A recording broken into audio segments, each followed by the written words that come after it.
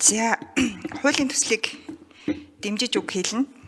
Тэгвэл хэд хэдэн өөрчлөлтийг хүлээж байгаа гэдгийг хууль санаачлагч болоод мөн яамдууд шүүх эрх мэдлийн байгууллагаас хүсэж байгаа үр дүнгуудээ би энэ удаа тодорхойлж хэлье гэж бодож байна. За гэр бүлийн тухай хууль бол зөвхөн гэр бүл цуцлах харилцааг зохицуулдаг хууль биш. Гэр бүлийн бүртгэлийн харилцааг, гэр бүл урт удаан хугацаанд доктортой байх харилцааг, альва шийдвэр, бодлого шийдвэр гаргахдаа томчууд ямагт хүүхдийн дээд ашиг сонирхлын төлөө шийдвэр гаргадаг байх энэ харилцааг зохицуулах ийм зорилготой хууль байгаа. Яг бид нар өнөөдөр энэ танхимд голдуу дандаа гэр бүл цуцлахтай холбоотой гардаг үүсдэг үр дагавар асуудлуудыг ихэвчлэн ярьлаа. Гэхдээ энэ хууль бол зөвхөн үүгээр хязгаарлагдахгүй гэдгийг юуны өмнө тэмдэглэж хэлэх хэрэгтэй хаа. За дараах хэдэн өөрчлөлтийн төлөө энэ хуулийг бол батлах ёстой гэж хүлээж байгаа. Нэгдүгээрт ямар ч үед хинч гэсэн шийдвэр гаргахдаа хүүхдэд хамгийн аюулгүй, хамгийн ээлтэй шийдвэр гаргадаг байхын төлөө энэ хууль байх ёстой. Хоёрдугаарт хүүхдийн оролцооны эрхийг зөвхөн 7-оос дээш насны хүүхдийн байр суурийг сонсох төдий биш, хүүхэд өөрөө сонсогддог байх энэ эрхийн төлөө энэ хууль батлагдах ёстой. Өөрөөр хэлбэл хүүхдийн шийдвэр альва шийдвэрт өөрөө бодиттой жинхнээсээ нөлөөлдөг байх ийм хууль ах ёстой. Гуравдугаарт хүүхдийн асран хамгааллыг шийдэхдээ хүүхдийн байнга оршин байх газрыг зөвхөн тодорхойлох зорилгоор биш, хүүхэдтэй эцэг эхээс гадна өвөө эмээ зэрэг хууль ёсны төрөл төрөсөд хамаатан садангууд нь тодорхой хэмжээгээр уулзах боломжтой байх шүүхийн шийдвэр энэ талаар тодорхой тусдаг байхын төлөө энэ хуулийн өөрчлөлт явах ёстой. Гуравдугаарт хөгжлийн бэрхшээлтэй хүний гэр бүл болох, хүүхэдтэй болох, хүүхэд үрчилж авах зэрэг хөгжлийн бэрхшээлтэй хүн өнөөдөр гэр бүлийн харилцаанд ороход маш их хязгаарлалтанд ордог. Энэ хязгаарлалтууд арилгахын төлөө энэ хууль батлагдах ёстой.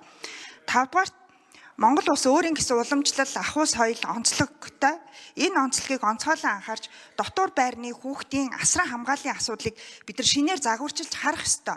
Энэ бол зөвхөн гэр бүлийн харилцаа юм аа. Дотор байрны хүүхэд энэ хуулинд хамаарахгүй. Энэ асуудал боловсролын яамны асуудлаа гэж бид нар орхигдуулж болохгүй. Хүүхэд тэнд 24 цаг амьдарч байгаа гэдгийг бид нар ямагт санах ёстой. 6-дугаар хүүхэд байхдаа алдсан алдаа насан туршийнх нь амьдралын чанарт сөргөөр нөлөөлдөггүй байх ёстой. Энэ удаагийн шүүх, энэ дагнсан шүүх байгуулагдсанаар бид нар ганцхан гэр бүлийн асуудал биш, хүүхдийн маргааныг хүүхэд хэрвээ аливаа гэмт хэрэгт холбогдох юм бол тэр асуудлыг бид нар шийддэг болж байгаа ийм тогтолцооны шинэ өөрчлөлтийг хийж байгаа. Бям цагт сайдаа анхаарна уу.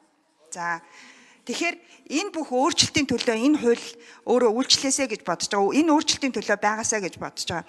За хамгийн сүүлийн хоёр гол үр дүн бол юу вэ гэвэл хүчирхийллийн тойрогоос шүүхийн болоод нийгмийн ажилтнуудын тусламжтайгаар гарч чаддаг байхын тогтолцооны өөрчлөлтийн төлөө энэ хууль байх ёстой.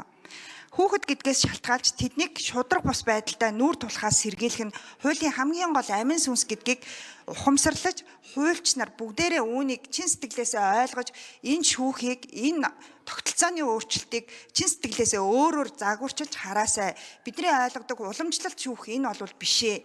Энэ бол цоо шин механизм, цоо шин хүүхдийн төлөө байгуулж байгаа шин тогтолцоо гэдгийг томчууд биш анхаараасай гэж хүсэж байна. Ингээд эцэст нь хэлэхэд энэ бүх мөрөөдөл гэх юм уу, энэ бүх үр дүн шүүхийн бие даасан төсөвгүйгээр бодит биелэлээ олохгүй.